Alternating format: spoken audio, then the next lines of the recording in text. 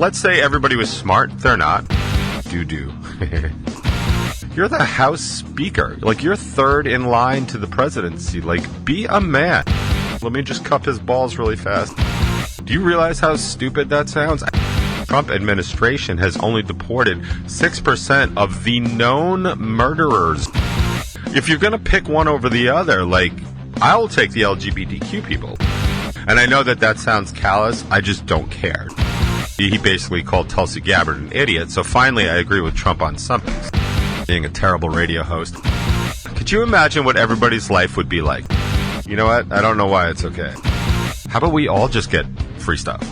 Someday that's not going to be funny, but it's not today. Hard Rock Lunchbox.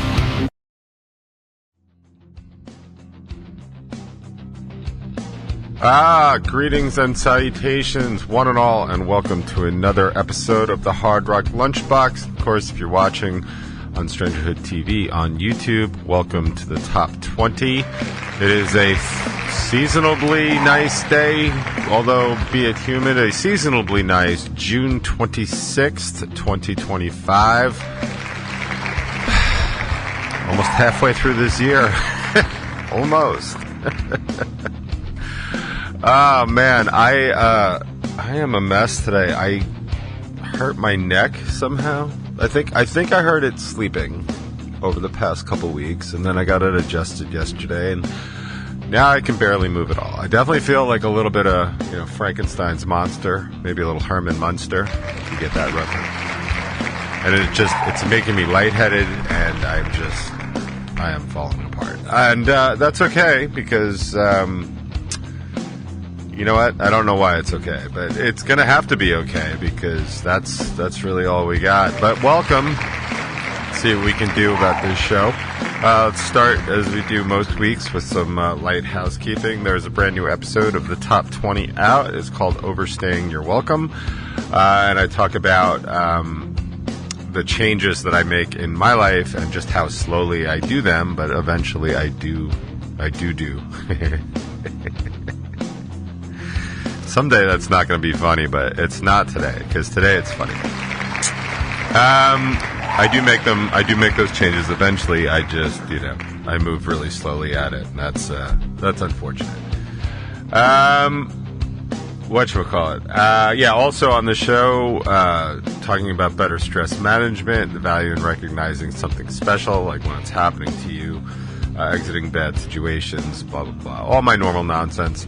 You can find it up there you can find the top 20 on Strangerhood TV. Please give it a like or whatever and share. I was looking at the stats again on it. Like, I gotta tell you, man, I get closer every week to not doing it.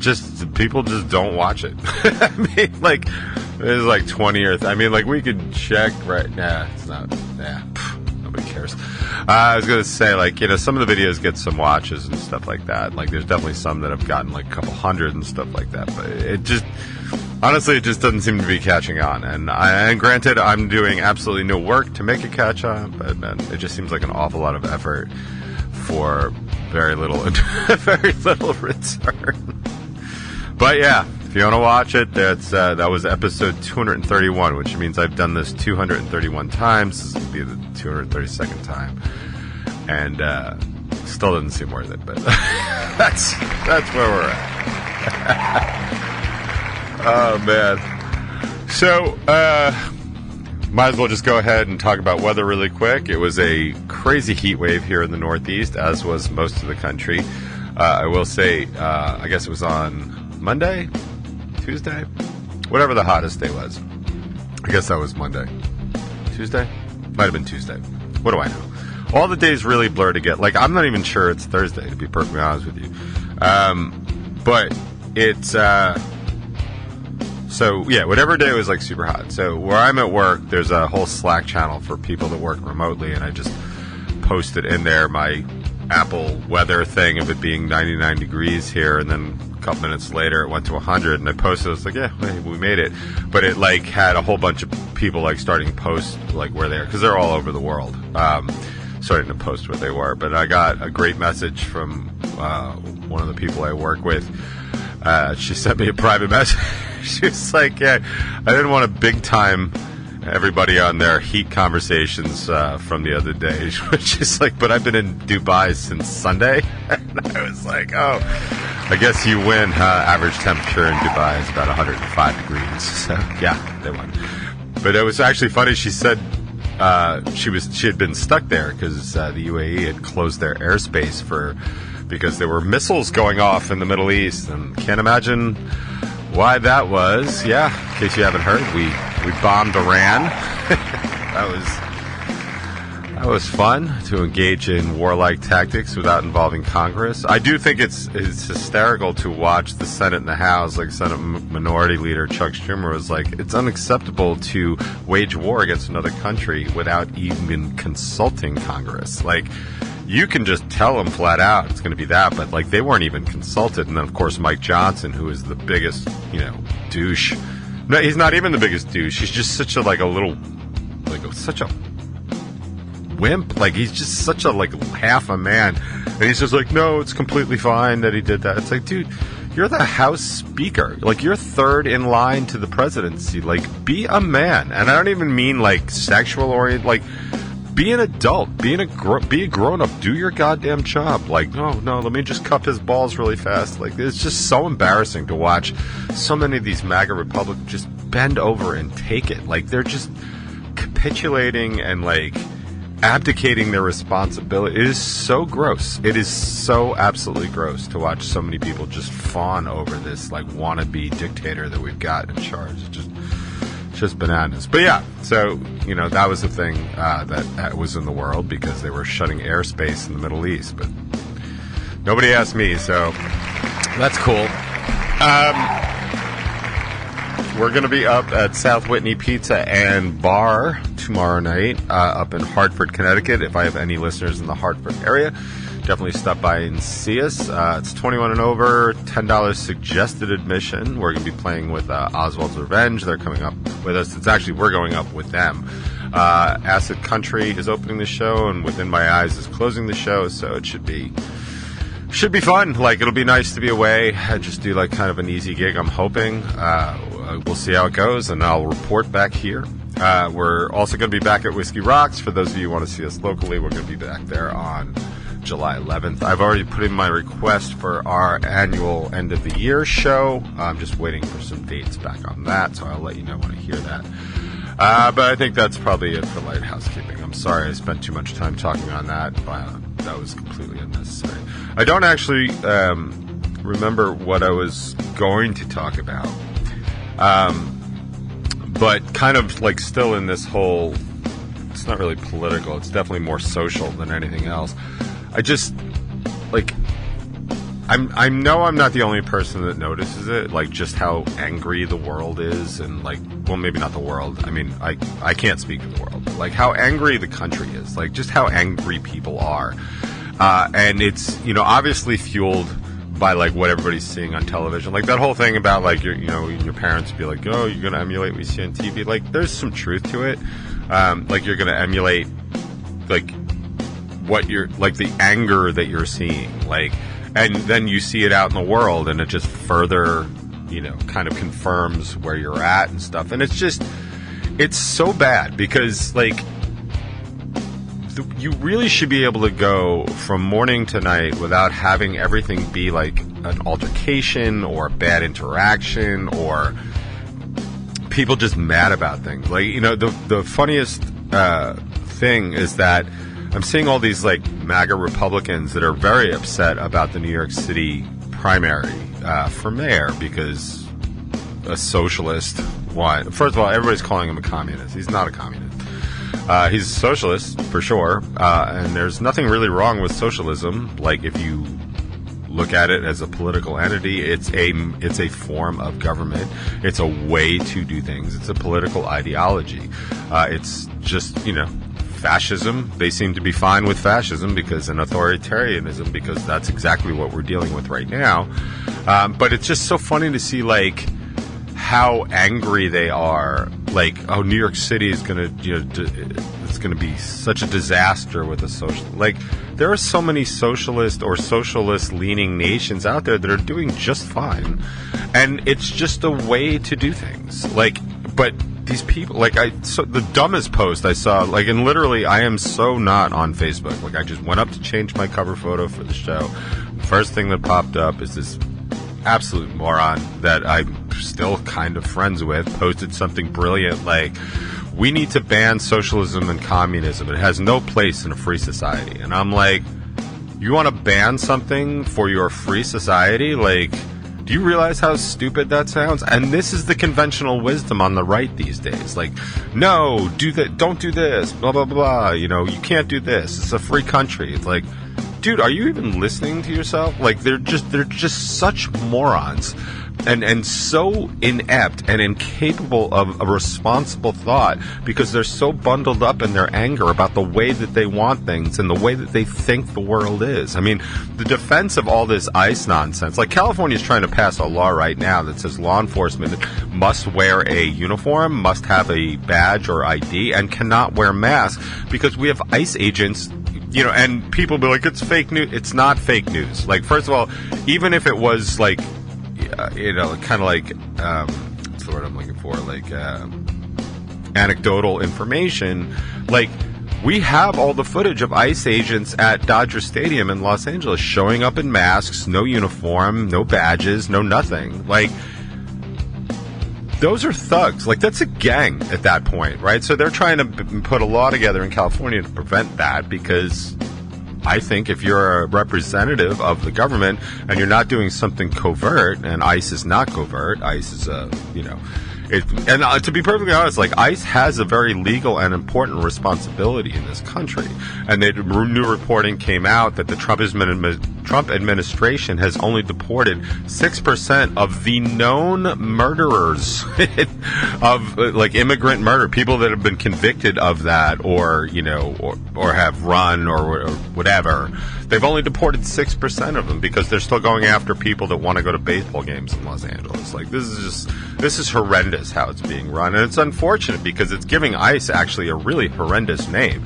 Like, it is an important part of our immigration system to have immigrations and customs enforcement. Like, it just is. Like, it's the thing. But if it gets run so badly, now it doesn't become, like, worth it at all.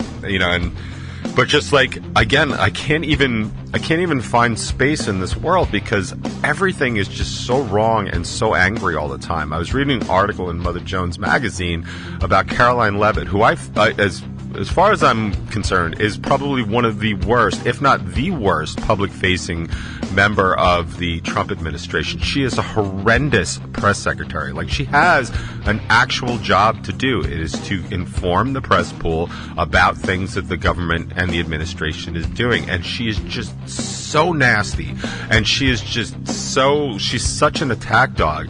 And the fact that she just speaks on all the evils of feminism or, pro-woman agenda, despite the fact that the only reason she's got that job is because of a pro-woman agenda. And, like, it's just disgusting how she behaves in this job. But it's not unusual for the Trump administration. But the article was funny because it's talking about how they're starting to see cracks in her, like, kind of her mannerisms and stuff like that, because the new reporting is that even among conservative women, they find her reprehensible. She is a shrew, she is a shrill little woman, and she is mean and vindictive. Like, she is the poster child for every single Karen out there on steroids. And that's the public face. And maybe they're doing it on purpose to further, degrade women's standing in this country. But, like, that's the face of the administration. It's just this angry little twat that just cannot even seem to do her job properly.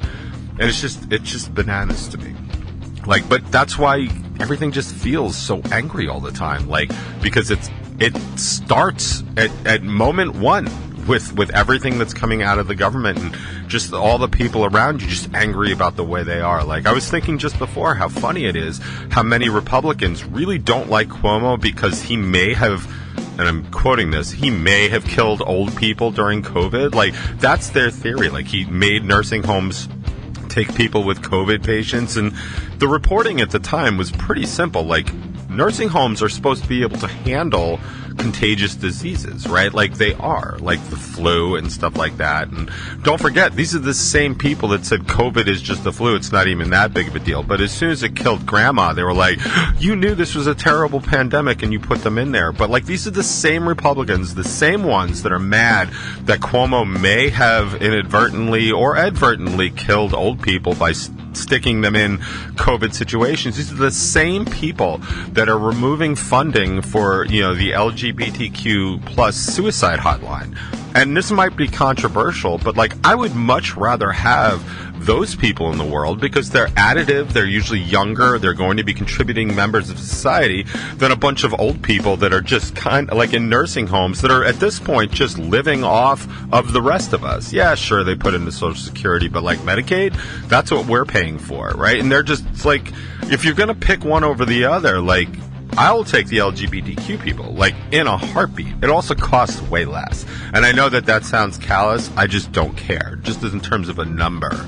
It's bananas the way, no, this is wrong because I don't like it this way. This is fine because I like it this way. No, they're both wrong. Like, they can be both wrong. And I'm so goddamn tired of people just defending their team blindly. Like, this isn't baseball.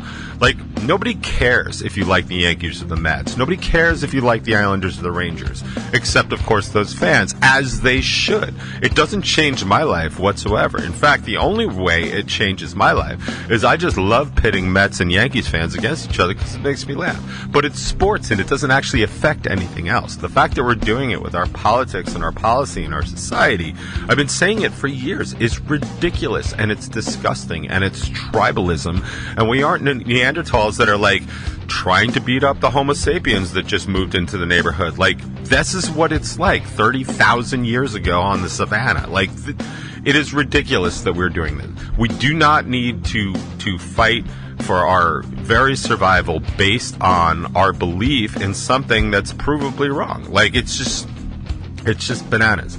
And, people are always like, well, I'm an independent. And I'm like, listen, that's fine. If you're an independent and you can actually point out what's good and what's bad about any administration, then great. It's certainly what I strive to do. A lot of stuff Biden did I didn't like. A lot of stuff Biden did I did like.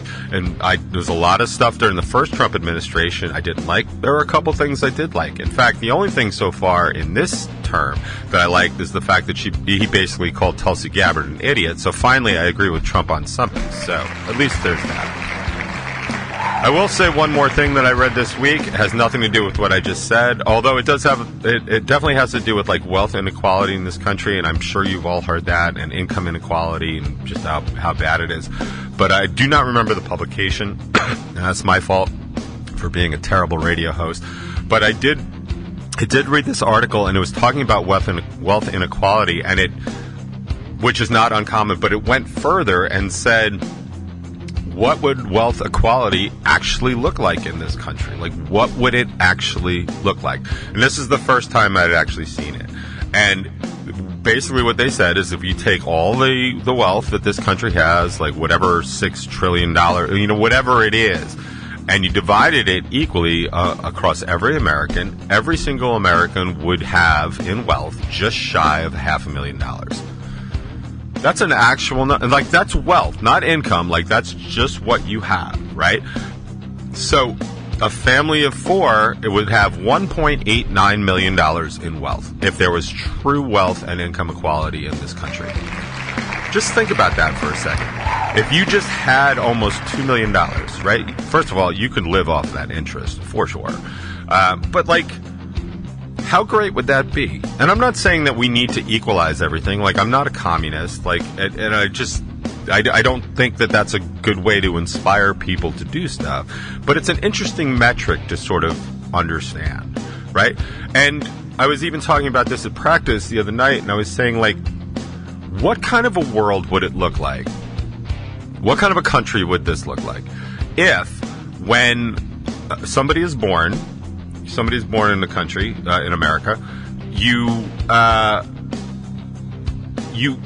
get $100,000 trust or bond or whatever. Kind of like those things your grandmother would give you? Like, does anybody have that grandmother? Like, I had that. I had like a $25 U.S. savings bond that when I was a kid was like, oh my God, look at all this money. And then when I was able to cash it in when I was like 18 or 21, it was like, it's not even money. But could you imagine what everybody's life would be like? You start on day one, $100,000 trust, right? Maybe you don't get it till you turn 25. Maybe you get it when you turn 21, but just think about that for a minute, right? So $100,000, first of all, it's going to be earning interest this whole time, right? In some fund or another, like even just the basic S&P, it'll go up by like, 7 to 10% every year. But like even if it was just $100,000 that when you rolled into your 25th birthday, poof, there you go. And let's say everybody was smart. They're not. Let's say everybody was averagely smart about that, and they took that $100,000, and even they just put it like in a high-yield savings account. My high-yield savings account is about 4% interest. So if you have $100,000 and you're earning, $4,000 off that in interest every year, like, wouldn't that be nice? And also, maybe you just can loan yourself money from that, like to buy a car, so you're not actually paying interest back to a bank. Maybe, it's on a house, you're not borrowing a big enough mortgage. Think about the head start that would actually give everybody. Not to mention, like I said, if you get it on day one and you have it till you're 25, it's probably going to be closer to like $200,000, $300,000, $400,000 by the time you get it. But like, that is not that big of an amount of money if you think about it, right? Especially given what I was just saying about wealth equality. I'm not saying to give every, American this $500,000 that would equate I'm just saying start everybody off with this. Imagine all the federal assistance we wouldn't have to do at that point. Like, it's an investment in the future. Like, I don't know. It was an interesting sort of thought experiment for me, and I don't know what your take on it is. And again, I'm not pitching like socialism. I just want to know what you would think if that kind of happened. Like, just this big safety net in your savings account that you can use for supplemental income or to borrow. Like, live your life the way you would normally live your life, work your job, whatever, but you have this little other thing that's just kind of growing, and maybe you don't even need Social Security at that point. Like, once you get to 65, who knows how much money that could be if you don't touch it. Like, maybe that's a thing we should consider.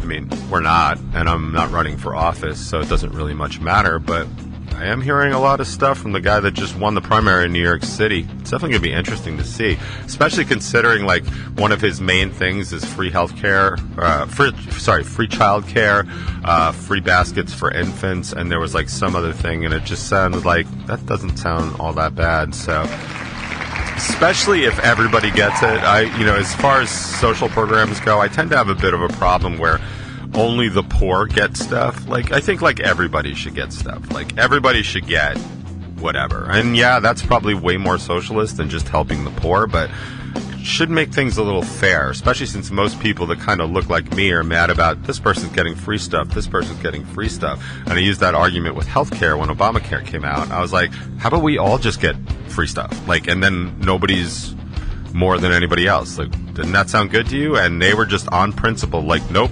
it's Obama's idea, I don't like it. Socialism. Okay. So is Social Security. So is the police department. So is the fire department. So are libraries. So is the interstate system. Like, there's a lot of things that are socialist in this country, and people seem to be just fine with them. It's just, I guess if it's not their idea, then it's bad. And that's how stupid people are.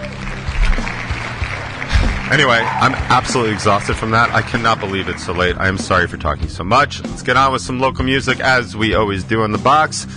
Yeah, FFR seems like a good place to start today.